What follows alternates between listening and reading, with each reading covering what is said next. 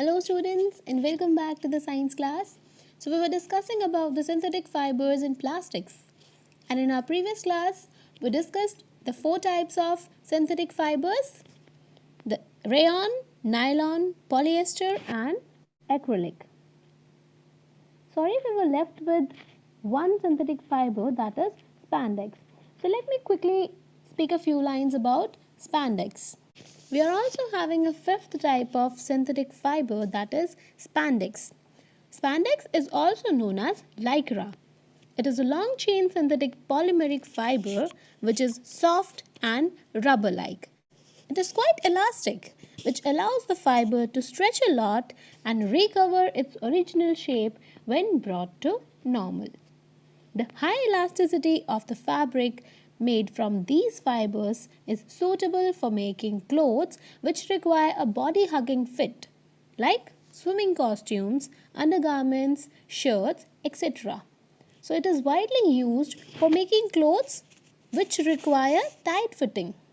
That is why it is used for making swimming costumes, undergarments, etc. So, this is our fifth synthetic fiber. And then comes the other part of the chapter, that is plastics. Plastic is a very common material around us which is extensively used to produce a large number of articles such as comb, toothbrush, bucket, mug, boxes, bottles, chair, table, toys, etc. Now, like synthetic fibers, plastics are also made of polymers. All plastics do not have the same type of arrangement of units. They may consist of linear or cross-linked arrangement of units. We are all aware that polymers are made by combining different monomer units forming a long chain.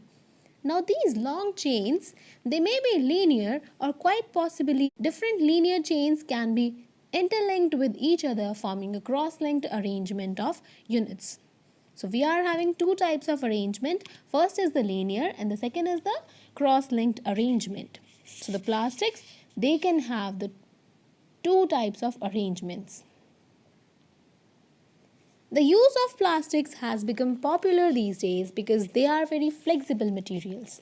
And due to this property of plastic, articles made of plastics are available in all possible shapes and sizes. Now, have you ever wondered why plastic has such a wide variety of uses? It is because of the properties the plastic possess. So, plastics have a wide range of uses due to their special properties. So, let us study some properties of plastics.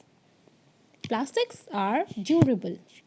They can take the wear and tear of daily life and do not get broken easily.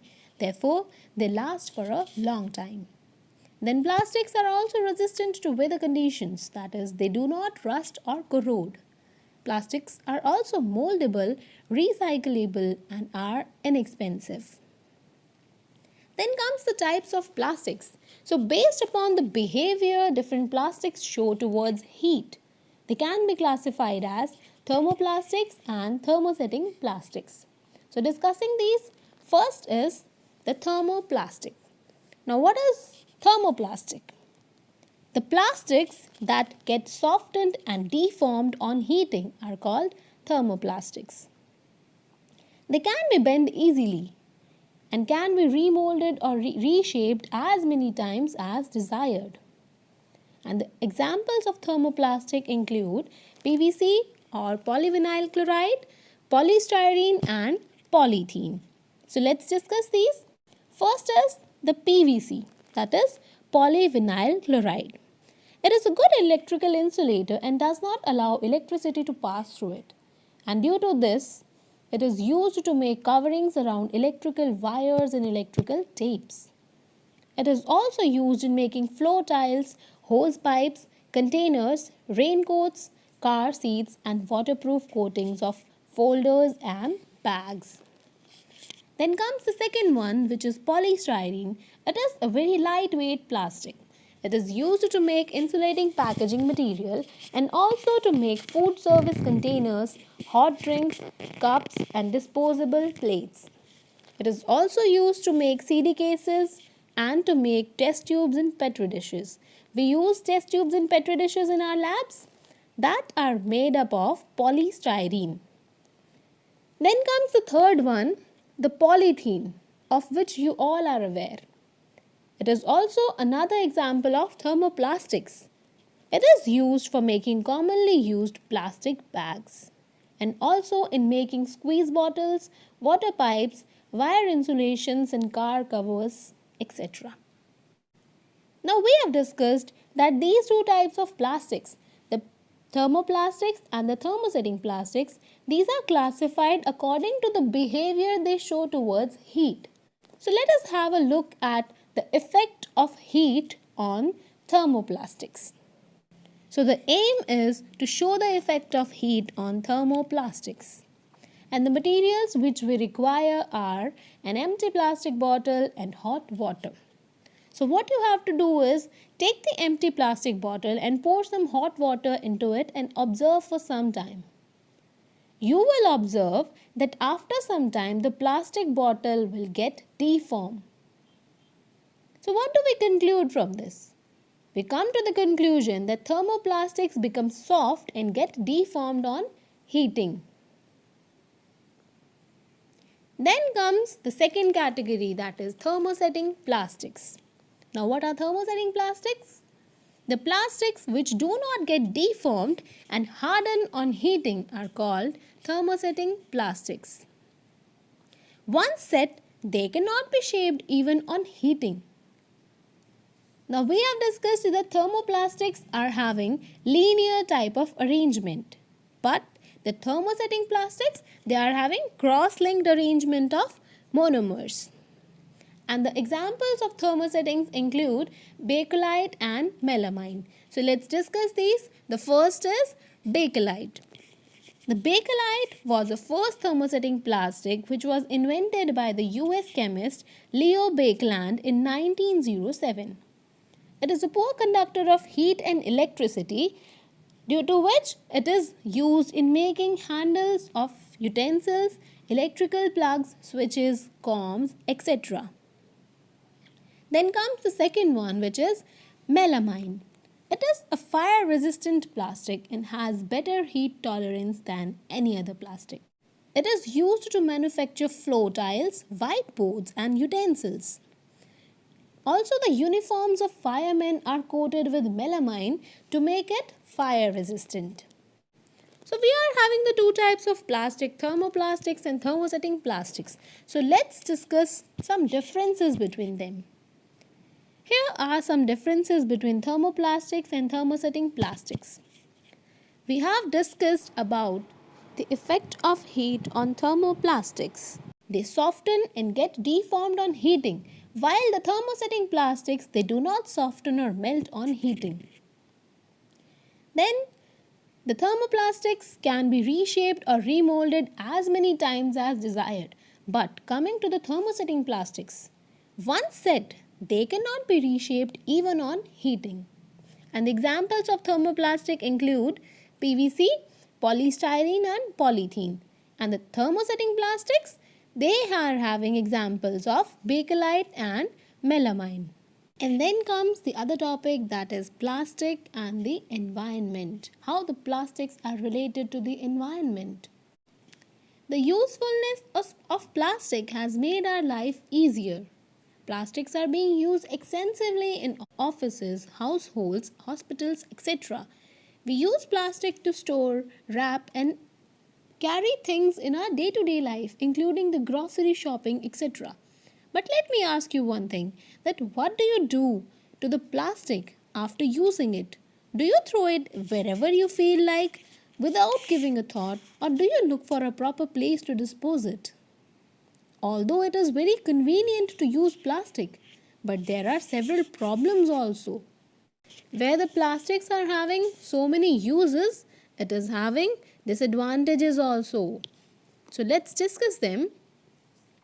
But before discussing the disadvantages of plastics, let me discuss the two very important terms, that are biodegradable and non-biodegradable. So what are biodegradable materials and what are non-biodegradable materials? The biodegradable materials, these are the materials that decompose over a period of time by the action of air, water, and microorganisms such as bacteria. But the non-biodegradable materials, on the other hand, cannot be easily decomposed by the natural processes. The plastics are non-biodegradable. That is, they do not decompose naturally by the action of microorganisms, air, and water. So, the accumulation of plastic waste creates environment hazards. Recycling of plastics is also very costly. And plastics, on burning, they release many poisonous gases causing air pollution. Also, people throw away the plastic bags carelessly on the roads that chokes the drains. This causes overflow of water, especially during the monsoon season.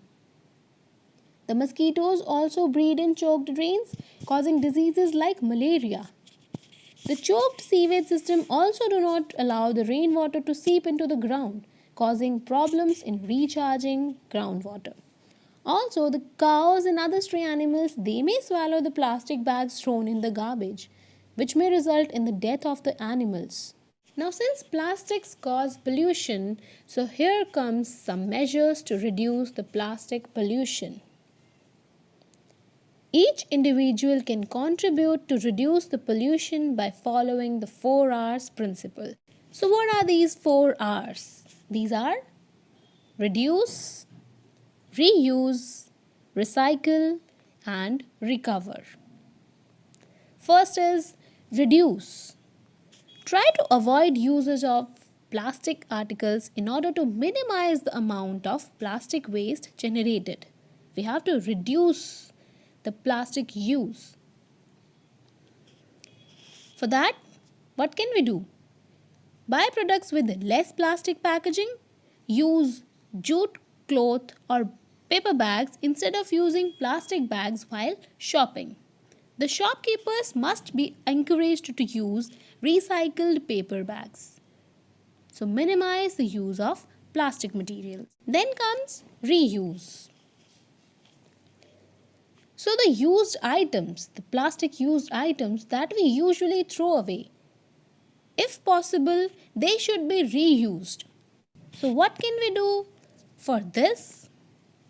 We should not throw away the plastic bags after using them once, as it can be reused. A broken plastic milk mug can be used as a pen and pencil holder or as a small flower pot. A plastic box of sweets or biscuits that can be used for storing other things. Then comes recycle. Recycling is the breaking down of used items and using them as a raw material to form the new items. By recycling, the products can be reshaped and can be used for other purposes as well.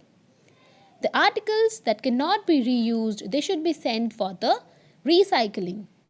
And then comes the last one, that is recover.